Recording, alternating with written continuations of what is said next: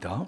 끝으로 너희가 주 안에서와 그 힘의 능력으로 강건하여지고 마귀의 관계를 능히 대적하기 위하여 하나님의 전신갑주를 입으라. 우리의 씨름은 혈과 육을 상대하는 것이 아니요 통치자들과 권세들과 이 어둠의 세상 주관자들과 하늘에 있는 악의 영들을 상대함이라. 그러므로 하나님의 전신갑주를 취하라. 이는 악한 날에 너희가 능히 대적하고 모든 일을 행한 후에 서기 위함이라. 그런즉 서서 진리로 너희 허리띠를 띠고 의의 호심경을 붙이고 평안의 복음이 준비한 것으로 신을 신고 모든 것 위에 믿음의 방패를 가지고 이로써 능히 악한 자의 모든 불화살을 소멸하고 구원의 투구와 성령의 검 곧 하나님의 말씀을 가지라. 모든 기도와 간구를 하되 항상 성령 안에서 기도하고 이를 위하여 깨어 구하기를 항상 힘쓰며 여러 성도를 위하여 구하라. 또 나를 위하여 구할 것은 내게 말씀을 주사 나로 입을 열어 복음의 비밀을 담대히 알리게 하옵소서 할 것이니 이 일을 위하여 내가 쇠사슬에 매인 사신이 된 것은 나로 이 일에 당연히 할 말을 담대히 하게 하려 하심이라. 아멘. 아버지 하나님, 구원의 감격 속에 찬송을 올려드리고 우리의 마음의 소원을 하나님께 올려드리게 해주시니 감사합니다. 이제 하나님 말씀을 받으려 합니다. 전하는 이가 올바르게 진리를 전하게 하시고 듣는 우리 모두가 올바르게 말씀 받아 선한 열매 맺는 풍성한 삶이 되게 하여 주옵소서. 예수님 이름으로 기도하옵나이다. 아멘. 예수 그리스도를 믿으면 구원을 받아 새 사람이 되고 하나님의 자녀요 하나님 나라의 백성으로 새 생활이 시작됩니다. 새 사람이 되어 새 생활을 하면서 우리는 이런 생각이 들 때가 있습니다. 왜 예수님을 믿게 되었는데 주변의 상황들은 더 나아지지 않고 어렵고 복잡해지는가? 왜 나를 공격하는 사람들이 생기고 전에 없던 유혹들이 마음을 뒤흔드는가? 왜 교회를 위해서 일하고 복음을 위해 헌신하고 있는데 고난이 많이 생기는가? 이런 상황 속에서 사도 바울은 예수 그리스도를 믿어 새 사람이 된 성도들의 삶 속에 일어난 변화에 대하여 양면에 걸쳐서 이야기하지 않을 수가 없었습니다. 한 면에서는 그리스도와 함께 하늘에 앉히는 영광스러운 사건이 일어나고 다른 한 면에서는 하나님의 일을 미워하고 대적하는 어둠의 권세 잡은 악한 영들의 맹렬한 공격 앞에 놓여 있다고 하는 사실, 이 양면을 얘기합니다. 이런 상황에 대해 17세기 영국 국교회의 목사인 윌리엄 거널 목사는 이런 표현을 했습니다. 구원받는 한 영혼을 두고 하늘에서는 기쁨의 종이 울려 퍼진다. 동시에 지옥에서는 비상벨이 요람스럽게 울려 퍼진다. 큰일 났다. 페드럴웨이에 있는 또 한 영혼이 예수 믿고 우리의 소나기에서 벗어나려고 한다. 비상벨을 울린다는 것. 마치 애굽을 탈출하는 이스라엘 백성들을 뒤쫓아가기 위해서 군대 동원령을 내리는 바로처럼 비상벨을 울린다는 거예요. 에베소서 2장에서 바울은 성도에게 일어난 구원의 사건에 대해 이렇게 말씀을 했습니다. 그때에 너희는 그 가운데 행하여 이 세상 풍조를 따르고 공중의 권세 잡은 자를 따랐으니 곧 지금 불순종의 아들들 가운데서 역사하는 역이라. 그때에 예수 믿기 전에 불순종의 아들들 가운데 그 소나기 아래에 있었다는 거예요. 이어서 바울은 말합니다.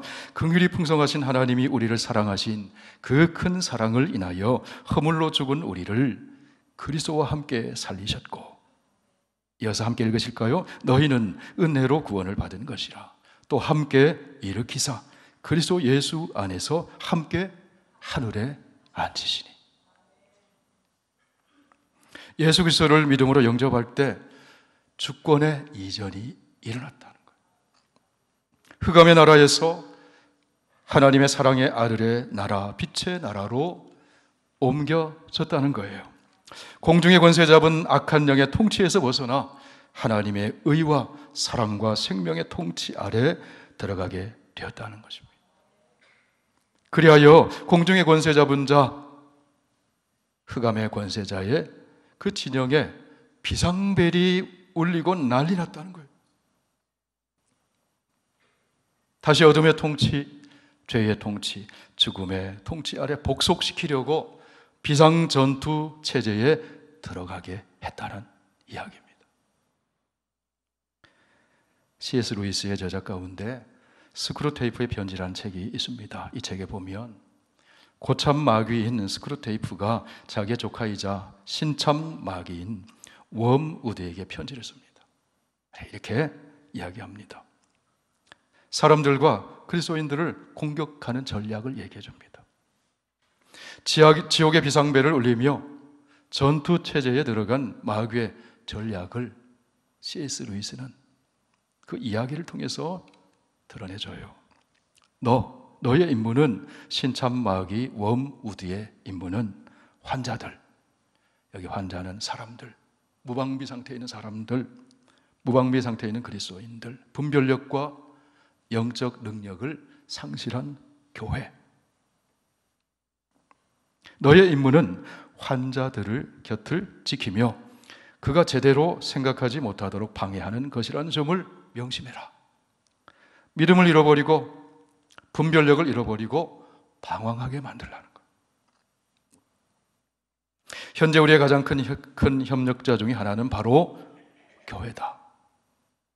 분별력을 잃어버리고 세속화되고 영적 능력을 상실한 교회가 우리의 협력자라는 거예요. 전도의 문을 막는다는 거예요.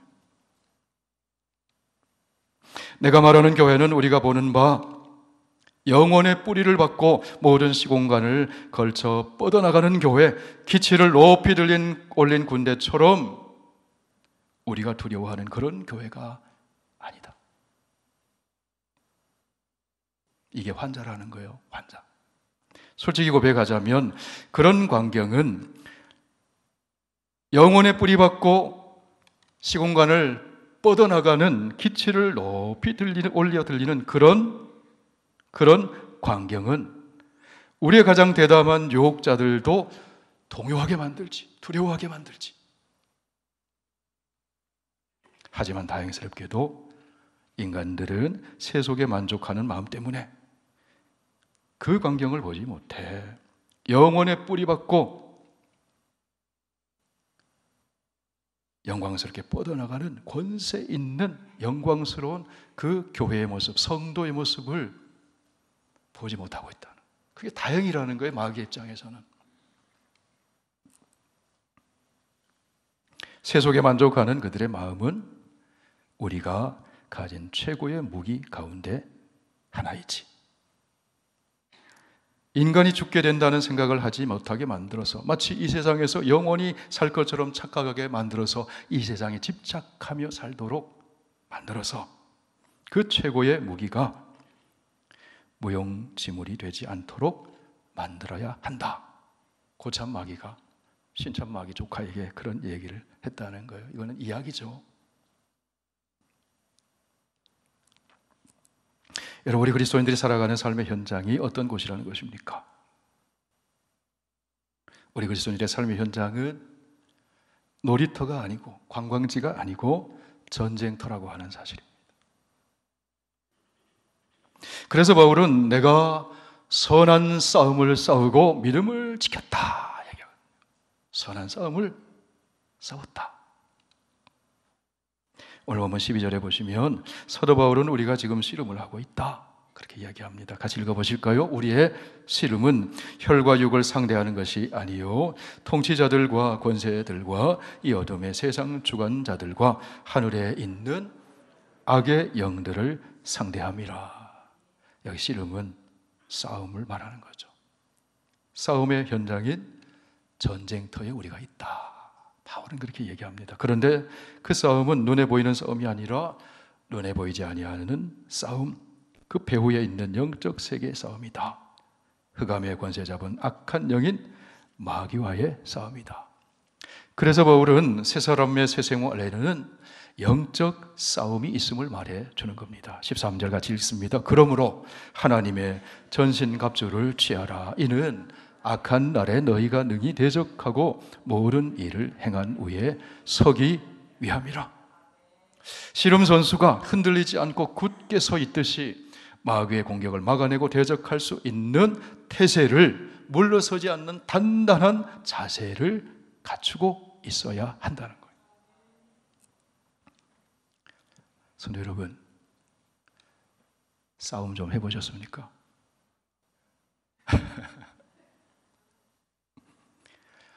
네, 우리 장로님 외에도 얼굴 보니까 싸움 좀 해보신 분들 계신 것 같은데 어떻게 싸우셨어요? 어떻게 해야 이길 수 있습니까? 가장 먼저 할 일은 자기 자신을 알고 상대를 알아야 합니다. 지피 지기면 백전불태. 제가 초등학교 1학년, 2학년을 시골에서 생활을 했어요. 그리고 서울로 올라와서 내내 서울 생활을 했는데 1학년 때 학교에 가니까 이웃집에 있는 친구가 저를 천거해가지고 급장이 됐습니다. 제가 서울로 오니까 반장이라 그러더라고요. 급장이 됐어요. 그러니까 시골이니까 학교를 가는데 그 면에 있는 학교까지 가는데 오리를 어린 1학년짜리들이 걸어가니까 혼자 걸어가기 힘들잖아요. 그러니까 여러 동네 아이들이 함께 모여서 무리지어서 걸어가는 겁니다. 학교 마치고 이제 집으로 돌아가는 길에 그 면에 사는 아이들이 무리지어가지고 우리 앞길을 다 막는 거예요. 그런데 제가 급장이잖아요. 자존심이 있잖아요. 아이들이 떠미는 거예요. 네가 나서라고. 그래가지고 제가 에라 모르겠다 하고 그냥 에라 모르겠다 하고 주먹을 한 대 툭 쳤어요. 그랬더니 그렇게 당당하게 서 있던 애가 갑자기 울음을 빵 터뜨리면서 막 우는 거예요. 이거 별거 아니네. 그 옆에 있던 아이가 한마디를 툭 던졌습니다. 너 얘네 아빠 누군지 알아? 순경이야, 순경. 저는 어릴 때부터 할머니가 울면 순사 온다 그래가지고 너무 무서웠거든요. 순경이야, 순경. 그때 갑자기 두려움이 몰려오면서 야, 잘못 건드렸구나. 우리 빨리 도망가자. 누구를 잘못 알았습니까? 상대를 잘못 알은 거예요. 그 배후에 누가 있는지를 몰랐던 거예요.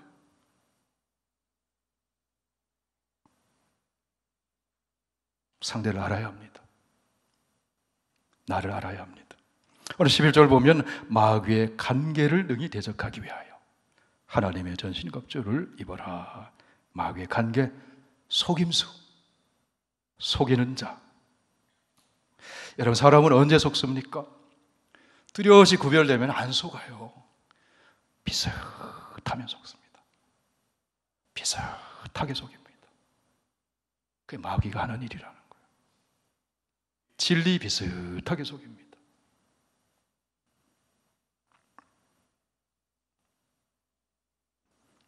마귀는 속이는 자라는 거예요. 우리가 공격하는 상대인 마귀를 먼저 알아야 합니다. 그리고 내가 누군지를 알아야 합니다. 그리고 내 배후에 누가 계시는지를 알아야 합니다. C.S. 루이스는 마귀에 대한 두 가지 오류를 조심해라 그럽니다. 하나는 마귀가 가장 다루기 쉬운 존재는 마귀에 대하여 무지한 사람이라는 것이고, 다른 하나는 마귀에 대한 지나친 관심도 위험하다는 거예요. 마귀는 두 가지 전략을 통해서 공격해 옵니다. 마귀에 대해 무관심하게 만듦으로 무방비 상태로 만들거나, 마귀에 대해 지나친 관심을 갖게 함으로 공포와 두려움에 쌓이도록 만들어서 우리를 무너뜨리려고 한다는 거예요. 여러분, 우리는 마귀보다는 마귀를 멸하러 오신 예수님을 더 많이 생각해야 합니다. 우리를 사랑하시는 예수님을 더 많이 생각해야 합니다. 마귀는 부활하신 예수님과 함께 하늘에 앉아있는 우리를 끌어내려서 우리의 삶을 파탄내고 죽이려고 하는 악한 존재입니다. 예수님은 우리를 하나님의 보좌 곁으로 끌어올리시는 분이시지만 마귀는 끊임없이 우리를 끌어내리려는 악한 존재입니다. 그런 마귀의 실체를 성경은 참소자, 거짓의 아비, 속이는 자, 더러운 영, 살인자, 넘어뜨리는 자라고 말씀을 합니다. 요한복음 8장에서 예수님이 이렇게 말씀하셨습니다. 우리 함께 읽으실까요? 너희는 너희의 아비 마귀에게서 났으니 너희 아비의 욕심대로 너희도 행하고자 하느니라. 그는 처음부터 살인한 자요 진리가 그 속에 없으므로 진리에 서지 못하고 거짓을 말할 때마다 제 것으로 말하나니 이는 그가 거짓말쟁이요 거짓의 아비가 되었습니다. 여러분, 하나님은 사랑과 진리와 의와 생명으로 통치하십니다. 그래서 그 통치에 순복하면 자유가 있어요. 평화가 있어요. 기쁨이 있어요. 그러나 마귀의 통치 방식은 죄와 사망과 거짓과 불의와 분쟁과 분열로 통치. 그 통치 아래 들어가면 불안해져요. 두려워져요. 마귀는 거짓의 아비예요. 어둠의 세력이면서 광명한 천사처럼 행세를 합니다. 마귀는 억압하고 이간질시키고 분열시키고 죄로 오염시키는 존재입니다. 마귀는 우리의 생각을 공격하고 우리의 마음을 공격하고 우리 입술의 말을 공격합니다. 마귀는 휴가도 안 갑니다. 공휴일도 없습니다. 아프지도 않습니다. 틈만 나면 공격합니다. 그렇다고 여러분 마귀 너무 많이 생각할 필요 없어요. 주님 많이 생각하시길 축원합니다. 마귀의 실체를 알 때 우리가 영적 전쟁에 잘 대비할 수가 있어요. 마귀의 실체를 알았으면 이제 우리가 하나님의 것으로 무장해야 합니다. 우리 것으로는 안 돼요. 우리는 무력한 존재임을 인정해야 합니다. 세상의 지식이나 세상에 첨단 무기가 있다고 할지라도 승리할 수 없어요. 세상의 무기는 파괴하는 힘은 있지만 세우는 힘은 없어요. 하나님의 것으로 완전 무장해야 승리할 수 있습니다. 오늘 본문에서 바울은 하나님의 전신갑주를 입으라. 고린도후서 6장 7절에서 바울은 의의 무기를 좌우에 가지고 하나님이 주시는 의의 무기를 좌우에 가져라 그렇게 말해요. 이는 당시에 로마 군인들이 싸움터에 나갈 때 무장하는 모습을 그리면서 얘기하는 겁니다. 어떻게 무장해야 할까요? 첫째로 우리는 거짓이 아닌 진리로 싸워야 합니다.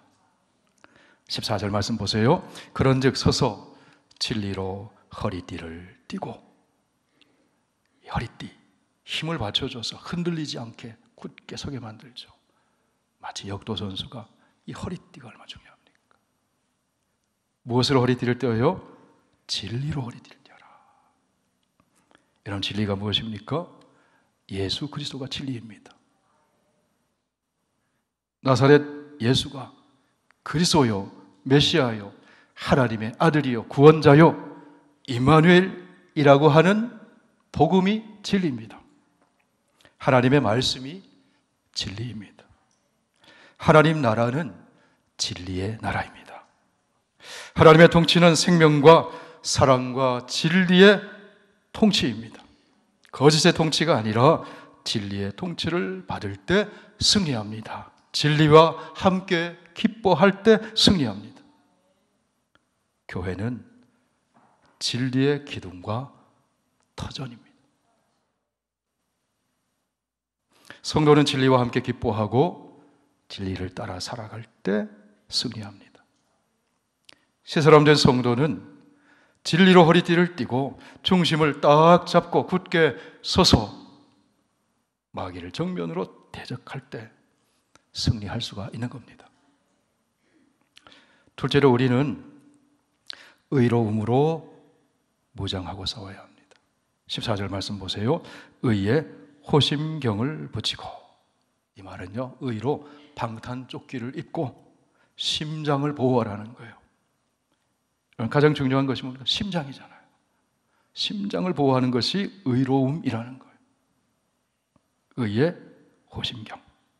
거짓과 더러움과 불의와 각 악의 무기로 공격하는 마귀에게 승리하려면 그들과 같은 무기 써서는 안 된다는 거예요. 욕한다고 맞대어 욕하고, 불의한 방법 쓴다고 맞대어 불의한 방법을 써서는 안 된다는 거예요. 너도 거짓말하네. 너도 똑같네. 마귀는 이전 투구의 장으로 만들어서, 진흙탕 싸움 만들어서 너도 똑같이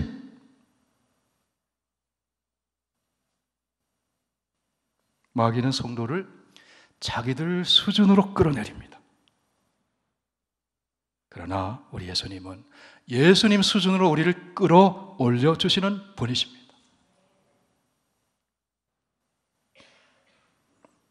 의로움으로 심장을 보호해야 돼. 호심경을 붙이고. 여러분, 우리는 행위 때문에 구원받은 것이 아니라 믿음으로 구원받고 믿음으로 의롭게 되었어요. 우리의 의는, 인간의 의는 다 거짓 옷과 같다 그러잖아요. 거짓된 옷과 같다. 예수 그리스도의 의로운 옷을 우리가 덧입고 우리가 의롭게 인정을 받은 거죠. 그것을 칭의라고 하잖아요. 믿음으로. 하나님께서는 성령의 감동을 받은 우리의 믿음을 보시고 우리의 심장에 의의 호심경, 예수 그리스도의 의의 옷을 입혀 주셨다는 사실을 기억해야 합니다. 그것이 우리의 영적 심장을 보호해 주는 거예요. 구원받은 후에도 우리의 생활 속에 실수할 수 있습니다. 죄 지을 수 있습니다. 그때 마귀는 그 틈 놓지 않고 참소합니다. 예수 그리스도 안에 있는 우리의 구원을 흔들어댑니다. 종교개혁자 마틴 루터가 수많은 공격을 당했어요. 마귀가 흔들어댈 때마다 루터는 이렇게 대응을 했습니다. 너가 나의 죄를 낭독하고 나면 너 이것도 잘못했지, 이것도 잘못했지, 이것도 잘못했지. 다 낭독하고 나면 나는 한마디 덧붙이겠다. 예수의 피가 나를 깨끗하게 하셨다. 예수 그리스도의 십자가, 그것이 우리의 의의 호심경과 같은 거예요. 십자가를 바라보면 자유를 얻게 돼요. 죄 용서를 얻게 돼요. 마귀의 어떤 공격도 막아내고 승리할 수 있습니다. 이런 십자가 자주 바라보시길 바랍니다. 세 번째, 우리는 평안의 복음의 신을 신고 싸워야 합니다. 15절 말씀 우리 같이 한번 읽어보실까요? 평안의 복음이 준비한 것으로 신을 신고, 여러분 움직이고 활동하려고 하면 신이 편해야 돼요. 신발이 편해야 돼요. 신발에 조그만 돌멩이라도 모래라도 들어가 있으면 그렇게 불편할 수가 없어요. 움직이기가 어려워요. 편안해야 돼요. 복음은 불안과 두려움을 내몰고 평안을 가져다 줘요. 복음은 하나님과 화평하게 하고 이웃과 화목하게 합니다. 그러므로 화목하게 평화롭게 살지 않으면 마귀가 그 틈을 비집고 들어요. 비난하거나 분노하거나 원망하면 그 틈 놓치지 않고 마귀가 공격해 들어옵니다.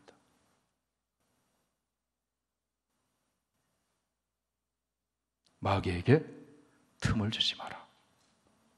분노를 품음으로 마귀에게 틈을 주지 마라. 여러분, 분노하면요, 평안이 사라져. 복음은 우리에게 자유와 기쁨과 평화를 줍니다. 예수 그리스도의 십자가의 복음 안에 있으면 자유를 얻습니다. 모든 눌림에서 해방되어 기쁨을 얻습니다. 염려와 불안과 두려움이 사라지고 평화가 임합니다. 예수 그리스도 안에 있는 구원의 복음이 우리에게 평화를 가져다 줘요. 이거는 세상이 주는 것과 달라요. 하늘로부터 내려오는 주님이 주시는 평안입니다. 나의 평안을 너희에게 주노라. 복음의 평안의 복음을 신고 승리하는 저와 여러분 되시길 축원합니다. 네 번째는 무엇입니까? 믿음의 방패를 들고 싸워야 돼요. 16절 말씀 함께 읽습니다. 모든 것 위에 믿음의 방패를 가지고 이로써 능히 악한 자의 모든 불화살을 소멸하고, 이 방패는 조그만 방패가 아니라 온 몸을 막을 수 있는, 보호할 수 있는 큰 방패. 적들이 화살에다 불을 붙여가지고 불화살을 막 쏘아대는 거예요. 방패를 탁 들고 있으면 불화살을 소멸시킨다. 그 방패가 무엇이라고요? 믿음이라는 방패예요. 믿음.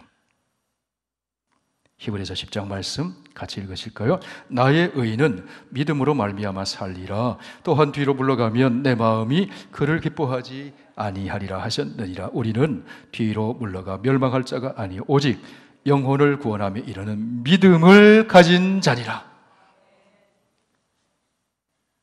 믿음의 방패가 없으면 염려하고 낙심하고 두려워하고 무너집니다.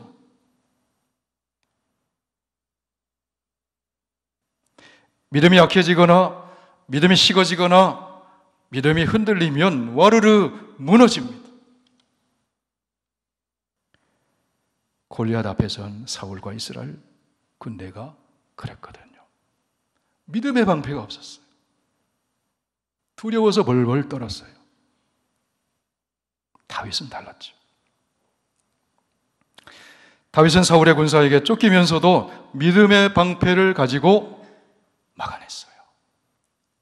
시편 18편 2절 같이 읽으실까요? 여호와는 나의 반석이시요 나의 요새시요 나를 건지시는 이시요 나의 하나님이시요 내가 그 안에 피할 나의 바위시요 나의 방패시요 나의 구원의 뿌리시요 나의 산성이시로다. 시편 3편에서 다윗은 이렇게 고백합니다. 천만인이 나를 애워싸 친다 하여도 나는 두려워하지 아니하리로다.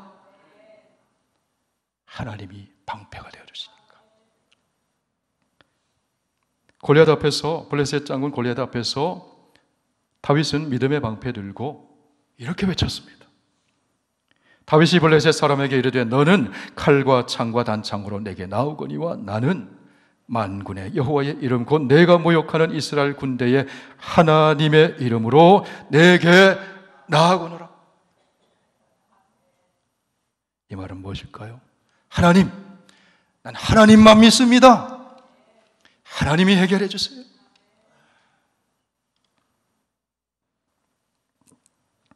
성도 여러분, 하나님을 믿고 의지하는 자에게 방패가 되어주심을 믿으시길 바랍니다. 요한일서 5장에서 사도 요한은 이렇게 이야기합니다. 같이 읽습니다. 무릇 하나님께로부터 난 자마다 세상을 이기느니라. 세상을 이기는 승리는 이것이니 우리의 믿음이니라. 예수께서 하나님의 아들이심을 믿는 자가 아니면 세상을 이기는 자가 누구랴. 세상을 이기는 승리는 이것이니 믿음이다. 믿음의 방패 꼭 들고 서 계시는 저와 여러분 되시길 축원합니다. 다섯째, 우리는 구원의 투구를 써야 이길 수 있습니다. 17절 말씀 보세요. 구원의 투구와 성령의 검 곧 하나님의 말씀을 가져라. 투구는 어디를 보호하는 거예요? 머리를 보호하는. 심장이 중요하고 머리가 중요해요.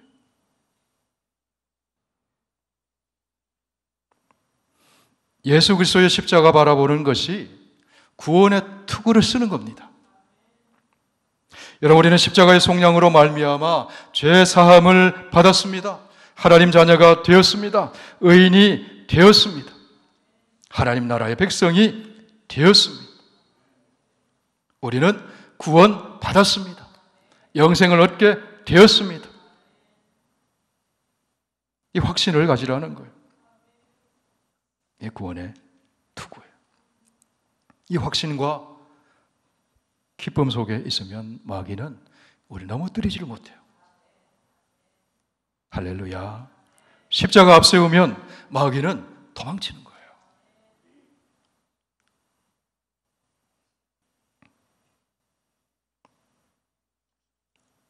예수 그리스도께서는 다시 오셔서 성도와 교회를 대적하는 마귀의 악한 자들을 심판하십니다. 그리스도 안에 있는 우리 성도에게는 영원한 안식과 기쁨을 주십니다. 구원을 완성시켜 주십니다. 이 완성되는 종말론적인 구원의 소망을 품고 살아갈 때 이 땅에서의 영적 전쟁에서 넉넉히 승리한다는 거예요. 여섯째, 우리는 성령의 검인 하나님의 말씀을 사용할 때 승리할 수 있습니다. 광야에서 예수님이 40일 금식하고 줄이셨어요. 그때 마귀가 와서 예수님을 공격했어요. 거짓으로 속이며 공격했어요. 천하만국 보여주면서 자기에게 절하면 주겠다고 하나님 것을 자기 것처럼 속였어요. 하나님 말씀을 교묘하게 변형시켜서 속여요. 예수님이 승리하셨어요. 어떻게 승리하셨어요? 기록되었을 때, 기록되었을 때, 기록되었을 때, 기록된 말씀, 묵상된 말씀, 암송된 하나님 말씀으로 이기셨어요. 기록되었을 때, 마지막에 예수님 어떻게 하십니까? 사탄아, 물러가라. 주 너의 하나님만 경배해라. 하나님 말씀은 강력한 공격 무기인 걸. 살아있는 말씀이에요. 히브리서 4장 말씀 함께 읽습니다. 하나님의 말씀은 살았고 운동력이 있어 좌우의 날선 어떤 검보다도 예리하여 혼과 영과 및 관절과 골수를 찔러 쪼개기까지 하며 또 마음의 생각과 뜻을 감찰하나니 지으신 것이 하나라도 그 앞에 나타나지 않음이 없고 오직 만물이 우리를 상관하시는 자의 눈앞에 벌거벗은 것 같이 드러나리라. 하나님의 말씀 살아있는 말씀이에요. 활력이 있고 생명력이 있습니다. 우리의 영혼과 육체와 우리의 모든 세포 사이를 헤집고 다니면서 생명의 역사를 나타내고 새 창조와 변화의 역사를 일으키는 것이 하나님의 말씀이에요. 또 하나님 말씀은 마음을 감찰하고 생각을 드러내고 죄악의 껍질을 벗겨내고 썩은 곳을 도려내는 날선 검과 같은 말씀이에요. 마귀의 실체가 거기서 다 드러나는 거예요. 하나님 말씀은 우리의 가치관, 세계관, 영원한 미래에 대한 그 삶에 대한 그 관점 다 바꿔놓는 거예요. 이 말씀으로 승리할 수 있어요. 말씀만 선포하면 마귀는요 힘을 못 써요. 도망치는 거예요. 끝으로 이렇게 완전 무장을 한 후에 기도의 능력을 가져야 된다. 기도해야 승리하는 거예요. 기도하지 않으면요 이렇게 무장해도 힘이 없어요. 힘이 없어요. 기도하지 않으면 말씀 선포할 힘도 없어요. 기도해야 승리합니다.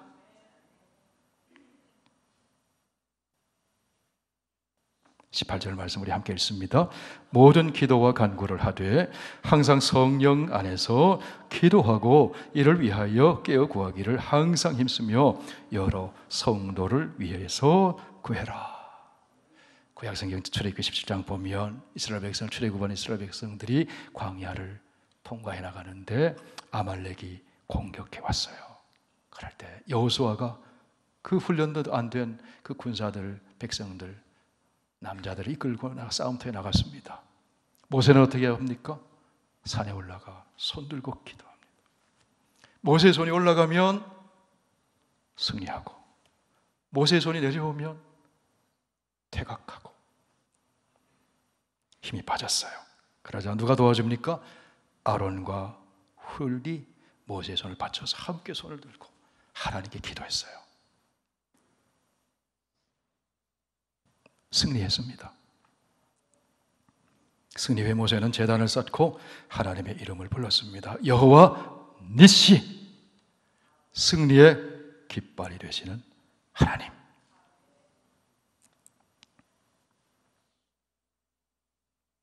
성도 여러분, 승리는 하나님의 손에 있습니다. 하나님의 능력에 있습니다. 기도를 통해서 우리는 전능하신 천지의 창조주 우리 하나님 아버지의 능력을 끌어올 수가 있어요. 승리합니다. 복음 전할 때 특별히 마귀는 집중해서 공격해야 됩니다. 19절 말씀 함께 있습니다. 또 나를 위하여 기도해 줄 것은 내게 말씀을 주사 나로 입을 열어 복음의 비밀을 담대히 알리게 하옵소서 할 것이니. 여러분, 부족한 저를 위해서 기도해 주십시오.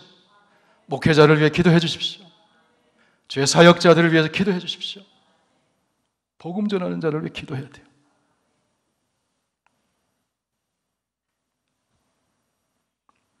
그럼 마귀의 세력이 꺾어지는 거예요.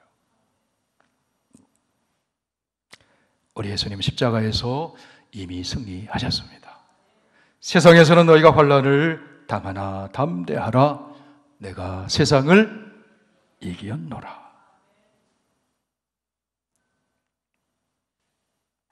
예수 그리스도의 승리는 예수 그리스도를 의지하는 사람의 승리가 되는 거예요. 하나님의 전신갑주로 무장해서 예수의 승리를 내 승리로, 그래서 여호와 니시 승리의 깃발을 흔드는 저와 여러분 다 되시길 축원합니다. 우리 함께